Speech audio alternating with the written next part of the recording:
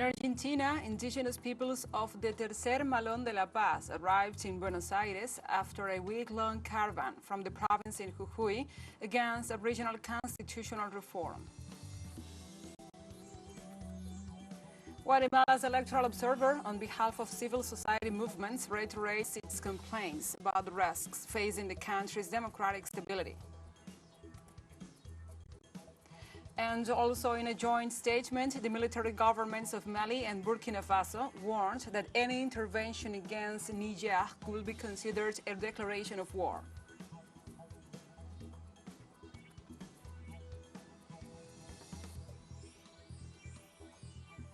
Hello from the headquarters of TeleSUR English in Havana, Cuba. This is from the south. I'm your anchor, Gladys Quesada, and these are the news. In Argentina, indigenous peoples taking part in the Tercer Malón de la Paz arrived on Tuesday in Buenos Aires after a week-long caravan from the province in Jujuy in defense of their territories and natural resources and against the constitutional reform approved by the governor and the vice presidential candidate Gerardo Morales. The arrival of almost 1,000 demonstrators in the Argentine capital coincides with the Day of the Pachamama, so there will be a ceremony in homage to Mother Earth and other activities. The mobilization to Buenos Aires is being held to demand that the Supreme Court of Justice rule on the unconstitutionality of the reform of the Jujuy Constitution and for the National Congress to sanction the law of indigenous community prosperity. In the province of Jujuy, demonstrators have denounced institutional violence, persecution, and detention of the protesters.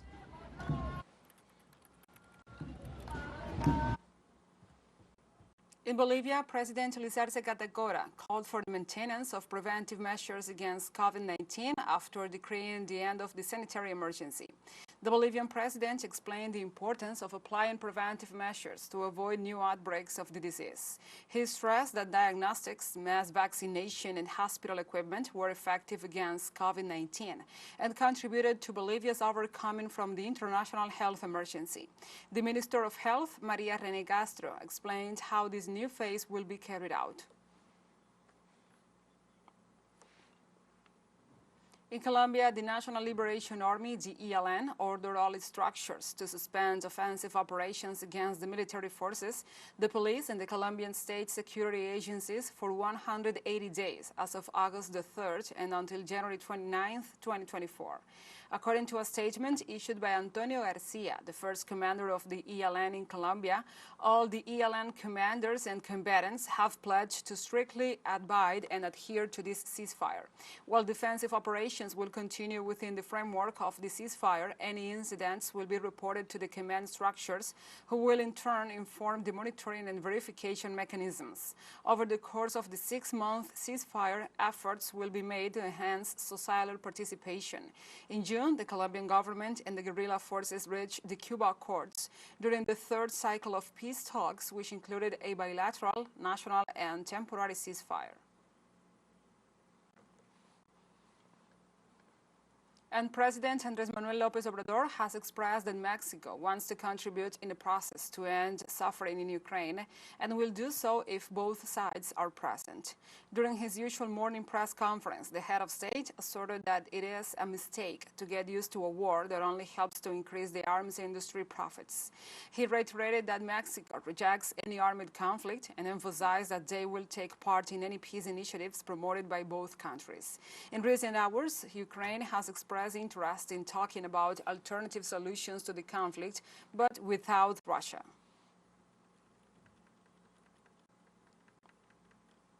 Guatemala's Electoral Observer, the organization that brings together civil society movements, reiterates its complaints about the risks facing the country's democratic stability.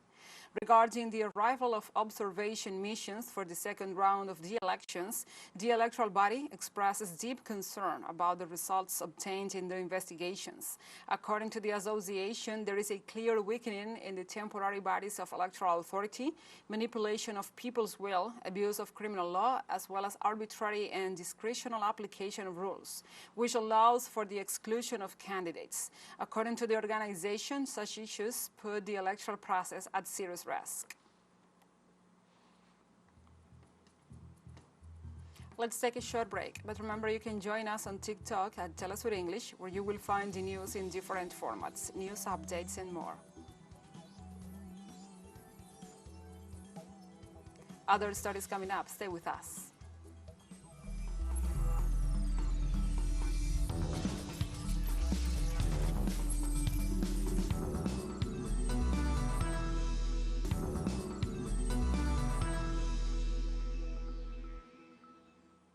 Welcome back.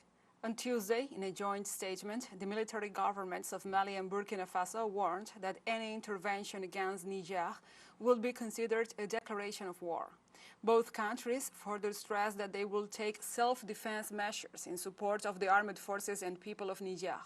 The statement further warned that action against Niger will lead to the withdrawal of Burkina Faso and Mali from the Economic Community of West African States. Both nations reiterated that their position is against the negative consequences of a military intervention that could destabilize the entire region and referred to NATO's unilateral incursion into Libya, which led to the spread of terrorism in the Sahel and West Africa.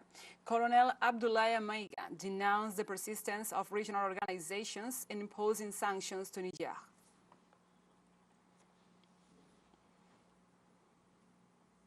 And in the same line, the latest coup d'etat in Niger has caused regional and international tensions as it poses a threat to local stability and could turn into the token of other political actors. To go on the matter, we receive Kambale Muzevuli, who is an analyst with the Center for Research on the Congo-Kinshasa. Be welcome, Kambale. Thank you for having me. Okay, it's always a pleasure. So, Kambale, can you recall the events that led to this military uprising in Niger? Yeah, on 26th of July, there was a coup that started at 3 a.m., led by the Presidential Guard, who deposed the president then, Bazoum, who, since he's been deposed, he has refused to resign officially. And the military has control of the country at the moment. Abdulrahman Chani, he's the general who's currently leading Niger. And for the moment he took power, he has done a few populist actions. One of them is to actually rein in any of the former members of the government who are allegedly have participated in any form of corruption, to actually bring back any money that they've embezzled. So one actually has been already arrested, the Minister of Defense. Others are actually hiding in foreign embassy, Western embassies at the moment. But from the coup itself, what is clear to see on the ground is the overwhelming support of the Nigerian people to the coup. They came out this past Sunday, on July 30th, in a rally of support to the coup. And many of them actually went to the French embassy. The French embassy has been defaced, glasses have been broken. The people have expressed that they see the coup as a way of liberation of French control. So in the protest, you are seeing people saying France dégage. In the protest, you are seeing Russian flags. You are seeing people saying Viva Putin. Clearly, the people of Niger are saying we want to break our ties with the West. We want to continue to our connection with Russia in creating a multipolar world. But the situation is very rapidly changing. As you mentioned earlier in the segment, that ECOWAS, countries of ECOWAS, have given the new government, the general and the soldiers in Niger, 7 days to bring back Mohamed Bazoum, the former Nigerian president. And of course, Niger has said that any action by France or its agent in Niger will be considered as an attack on Niger, and they will actually pick up arms, and the people of Niger will pick up arms to fight any invasions of the country. Similarly, Mali and Burkina Faso, and just lately, Guinea also has shown their support to Niger. So what is really unfolding is that if ECOWAS today decide to send its soldiers to Niger, there is a huge risk of having a regional war similar to the regional war that took place in the DRC in the Congo in the late 90s, where many African nations ended up there. But for this moment in West Africa, this particular moment is very, very important. We have to understand why this is happening in West Africa. The people of West Africa, from Mali, Niger, Senegal, Burkina Faso, mostly Francophone Africa, they want to break tie with France. They do not understand why in 2023, France still controls their resources, France still controls the currency, and France still controls the politics of the country. So for over a decade, people in West Africa have demanded that France leaves. Mali has requested that the French military leaves. They have done so. Mali has changed the official language of the country. They've removed French as the official language. Burkina Faso has followed lead. They just participated also at the Russia-Africa Summit. Burkina Faso have been very clear about France leaving. And now we see Niger. So we have a new non-alignment movement on the African continent being led by Mali, Niger, and Burkina Faso, where they want French military and French presence to be out of Africa so that Africa can determine their own affairs. So precisely, France announced the evacuation of its national from Niger, but is also leaving 1,500 troops in the African nation, which is the underbelly of this decision. You were mentioning some of the aspects. Yes, I mean, imagine if you go to France, you will not see 1,500 Nigerian soldiers or 1,500 Malian soldiers. What are French soldiers doing in the region? They are saying that they are actually there to stop the so-called jihadists. And we know that the security in the Sahel region, where right at the border, where Mali, Niger, and Burkina Faso meet, that this instability comes from the toppling of Gaddafi, a NATO action, right, to remove a president of a country and killing him, right? That's where the instability has come from. But the people of West Africa can control their own affairs. We know why France is there. 1 out of 3 light bulbs in France is actually powered by uranium. And that uranium comes from Niger. So Niger produces uranium that does not benefit the Nigerian people. Only 18% of the population in Niger benefit from the electricity, have actually access to electricity. So the uranium of Niger is ending up in France. So French interest in the Sahel region, French interest in Mali, in Burkina Faso, in Niger is mineral resources, natural resources. But the people of the region are saying, this is not the Berlin Conference anymore. We are in 2023. African people must control their land. They must control their resources. They must exploit those resources for the benefit of the masses. And you can see that in the protest. There was a coup in Niger, a military coup. The leaders have spoken. The people could have said, we're not in support of the coup. But why are thousands of people in the streets? So the people of West Africa are very clear about imperialism. They are very clear about French imperialism. And they're saying no to imperialism, and they are saying yes to a multipolar world. This is why you're seeing the Russian flag in this protest, where African people, where Nigerian people are saying that we do not want to stay connected to the West. We want to have partners who look at us with dignity, we treat us with respect, to build a new world that we want to see. So, Kembale, given the current situation, given the possible France intervention, the threats, maybe also this stance, these positions from Burkina Faso and Mali, and we know these regional contradictions, what can we expect for the future of Niger and the Nigerian people? What can we see and foresee in the future, given this political landscape and this outcome, and also what is happening in this country? We can predict that in coming months or years, that there will be more and more actions such as in Niger happening in Africa. Why is it happening? The people of Africa are being led by a comprador, an elite and this elite has no interest of the people.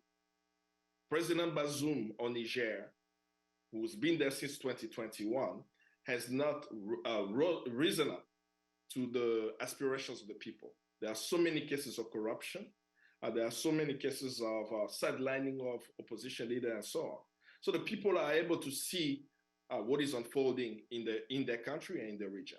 So I can predict very easily that there will be other countries in West Africa who will face a similar situation, where the people themselves will rise up and say, we want leaders who represent our aspirations. And specifically for the question of the military confrontation of ECOWAS, it's quite fascinating to see that Mali, Niger, and Burkina Faso are building an alliance, including Guinea, that they are saying that if ECOWAS decides to send soldiers in Niger, they will actually make sure to protect Niger, and they will fight. This will bring an end to ECOWAS, because you have 4 African nations, members of a regional body, who do not see the legitimacy of ECOWAS anymore, who see ECOWAS as an agent of France, as an agent of Western power, dictating what has to happen in African countries, without looking at why these coups are happening. In Mali, there was a rigged election that the day the coup took place, there was actually a call for a general strike by progressive groups in Mali. That's how Goïta, the current president of Mali, ascended to power. Same thing in Burkina Faso, right? The vacuum that's been created of lack of leadership that emanate from the people has made it that militaries of the regions are taking power, but they are listening to people. In the case of Mali, in the case of Burkina Faso, in the case of Niger, that the rhetoric they are actually sharing connects with the aspirations of the people. Will that continue for these leaders to be able to listen to the people? The struggle must continue, right? The history of humanity is a history of class struggle. So the people of these countries, even though they have strong military forces taking control of the country, they must continue to engage with these leaders so that their aspirations are actually met. But we are in a new world. Who could have thought that in 2023, that a nation in Africa asked the French to close their embassy and to take out their soldiers? We've seen that in Burkina Faso. We've seen that in Mali. And it's time for Africa to rise up. It's time for Africa to unite, as Mali, Niger, and Burkina Faso are uniting now.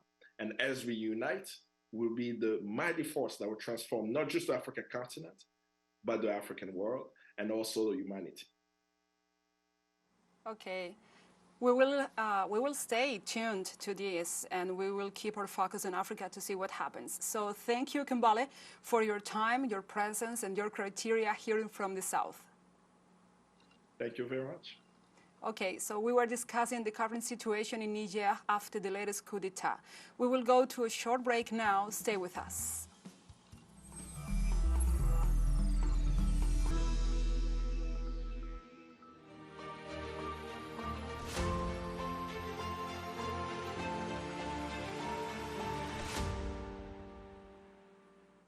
Welcome back.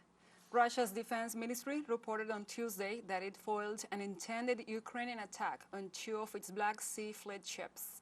2 unmanned boats were destroyed on Monday night by Russian patrol boats Vasily Bykov and Sergei Karov while carrying out monitoring missions in the southwestern Black Sea, more than 300 kilometers from Sebastopol.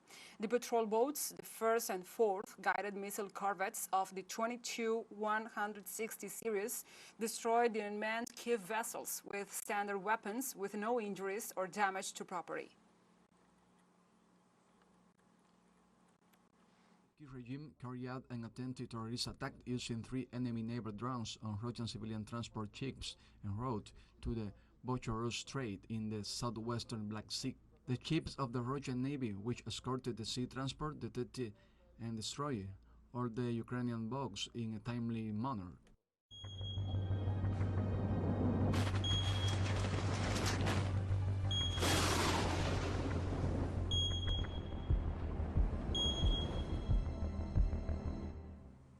Now we move on to other topics. On Thursday, at least 11 people have died and 27 are missing due to the heavy rains that have affected the Chinese capital, Beijing. Local authorities reported that the dead included 2 emergency services workers and the missing included 4 members of a rescue team. They explained that the 2 workers died while carrying out rescue work and the other 4 missing fell into the water in a rural area. Authorities have issued a red alert for flooding in most parts of the city and have warned of the risk of landslides, mudslides, and other disasters caused by the rains. The cities of Zhangjiakou, Shende, Tangshan, Baorin, and Xionghan near Beijing have also been affected by the heavy rains, having damaged more than 44,000 people and forced the evacuation of 127,000 more. According to meteorologists, these rains have been the heaviest recorded in the Chinese capital in recent years. Like this, we have come to the end of this news brief. But remember, you can find this and many other stories on our website at telesurenglish.net. And also, if you feel so inclined, please join us on social media for all the latest news. We are on Facebook, Twitter, Instagram, Telegram, and TikTok. For TeleSUR English, I'm your anchor, Gladys Quesada. Thank you for watching.